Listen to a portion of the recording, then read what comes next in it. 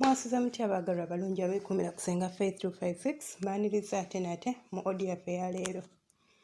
Mbadde mbuzeemuko naye nkomyewo mbadde mulwadde. Mwebale kwekuumirako abakadde abapya mwenna abajoyinize mu kaseera we sibeereddeewo nsiimi. Leero audio yaffe gye njagala okwogerako oba omulamwa gwa leero njagala kwogera ku mukyala gwe bazina nga tomala obanga omusajja gw'oyina tamalaako. Takutuusangako ku ntiko tomalangako. Kabi ki akakirimu? Waliwo ebintu bibiri ebyenjawulo okubanga omala n'okubanga obanga mba otuuka ku ntiko banki phrasing bwe kityo.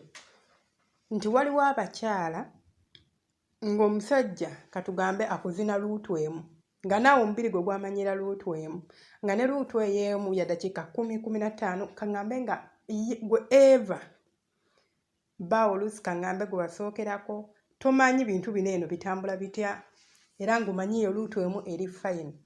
Luutu emu eri fine ku musajja. Mbuuza lwaki? Kuba omusajja ye amala. Naye gwe oba waakatandika butandisi okusumulukuka ppata. Oba waakatandika butandisi ate nga ye amala. So kiba kijja kumenyamu nti obeera tofulumizza mazzi gamala kuba nti at least omubiri gwo guba bulungi. Ebintu bino ebyokwezina abamu mubiyita bya kisiru, mubiyita nti tebirina makulu, abamu mukitegeera. Naye tukkirize tugaana okwo kuba kwewunza buno butonde. Si ffe abaabitonda. Omubiri gwo gulina sisitimu yaagwo gye gutambulirako nga si ggwe wagitandikawo, nga si ggwe wagitunda. Wagitonda. Nga gulina emyaka gye gutuukamu, nga bw'olaba nti otuuka mu myaka n'omera ebyoya. Nga tomanyi lwaki bimeze bivudde ku ki. Era abamu bannassaayansi bw'otamera byoya beebuuza lwaki tewameze byoya. Nga bagamba homoni zo tezibalansi nga kino kiri bwe kiti. Oba mu Baganda bayinza n'okugamba omwana aliko ekikyamu lwaki tamera byoya. So, saagala mukitwale nti ebintu bino eno mulimu abantu abeefuula wano nti bo bannaddiini nnyo. Ffenna tulina eddiini. Tulina eddiini mukwano. Bino ebintu biba bituufu okubyogerako ate biba bituufu okubisomesaako mu kifo ekituufu. Yadde okubikola tulina kubikola mu kifo ekituufu era n'abantu abatuufu. Awo ne bibeera nga bikola amakulu. Si kubikola na buli omu gw'osanze. Si kubikola mu buli kifo ky'osangiddemu nti wano wennyimidde kati njagala. Nedda mukwano si bwe kityo bwe kikola. So mbadde omulamwa gwaffe mbagamba mbayisiza mu kino nga njagala kubalaga oli alizo nga sha luutu emu eba emala. Mukwano omukyala luutu emu eba tekumala. At least zirina kubeera luutu bbiri. Naye gwe lubeerera okubanga obulamu buba butambulizaawo kiyinza okukuviiramu obulwadde ate obw'amaanyi ate bw'otasobola na kugamba nti nno nti butini. Obulwadde obw'amaanyi obusobola n'okukugungubaza. Nti lwaki? Amazzi gano buli bwe mwezina ne gatavaayo gayina we geekuumira wano mu mugongo gwo wano mu mugongo wansi awo. Geetuuma ne geetuuma ky'oba olaba ojja kusangibwa ng'olumwa omugongo. Ate obulumi obw'amaanyi ennyo. Lwaki? Geetuuma ne gatuuka ne goonooneka nga tegasobola kufuluma. Ogenda kuŋŋamba nga nsobola okubeera ku kyeyo emyaka 5 nga tebanzina nga wendi ng'omugongo tegunnuma bla bla bla. Tukimanyi nti omugongo gukuluma. Ekyo kimanyi bulungi naawe. Kino kirinza okutuukawo ku muntu singa aba tebamuzinangako kaŋŋambe ng'omusisita. Oyo yalinza okubeera mbuuza lwaki. Nti ye ne bwe yayimanga oba ne bw'ayima sisitimu ye temulobozesa genda funa musajja. Temulobozesa mukira kumuyingira. Kubanga si bwatu bwali naye ggwe oyina ekintu nti baali bakuzina oba nti bakuzina naye tumala. Okitegeera? Tegafuluma amazzi.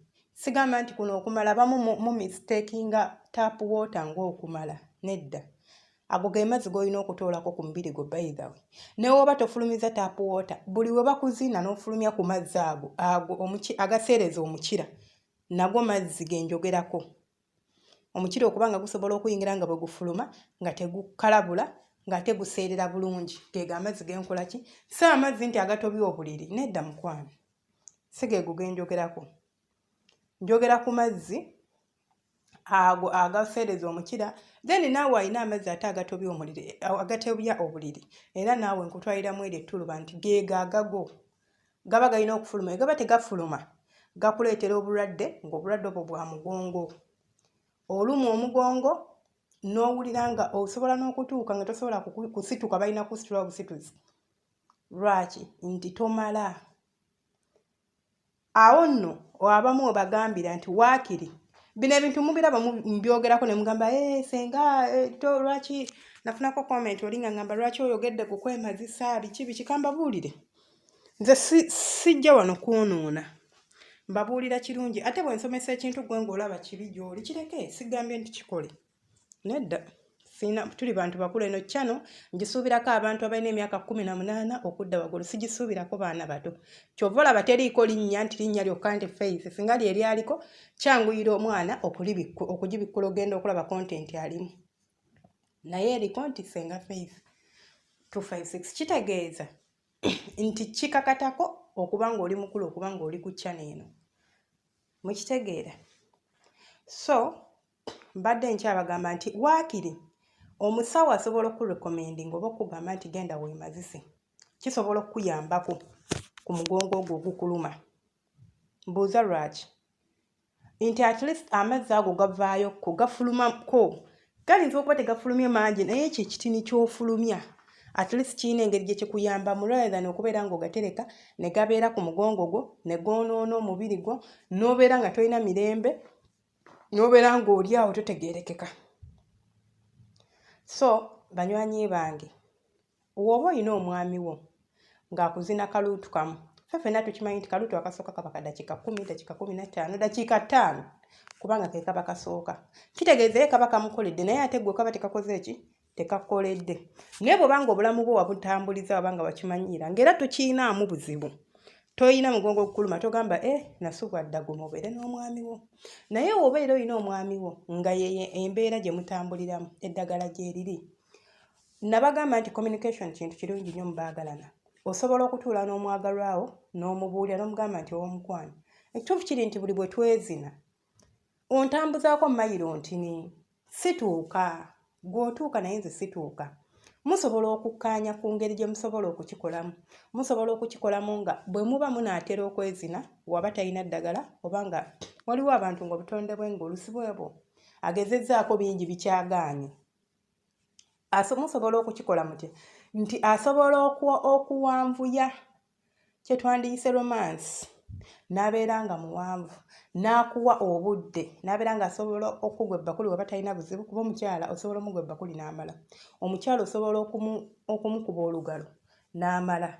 Kitegeeza aba atoddeko ogenda okuteekayo omukirago nga mulinga bagenda ku luutu ey'okubiri nga tekimumenya nnyo. Oba okitegeera?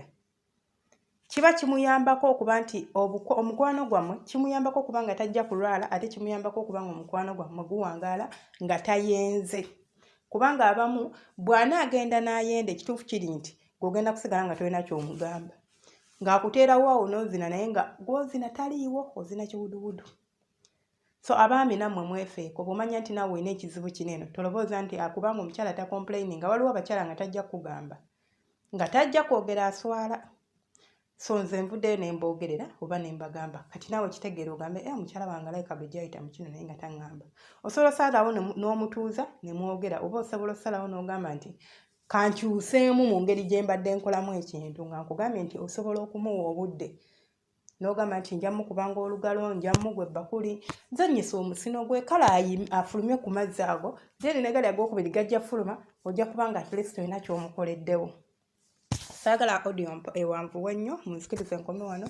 Mubadde bawuliza balungi, temujjanga okwo, mbaagala nnyo. Teweerabira subscribinga, kulikinga n'okomentinga. Alina ky'ombuuza kireke mu comment section. Alina ky'oyagala okumanya naawe osobola okindekera mu comment section. Oba osobola okunkubira ku ssimu +25678402860. Si kunkubira actually, nsindikira message ku WhatsApp.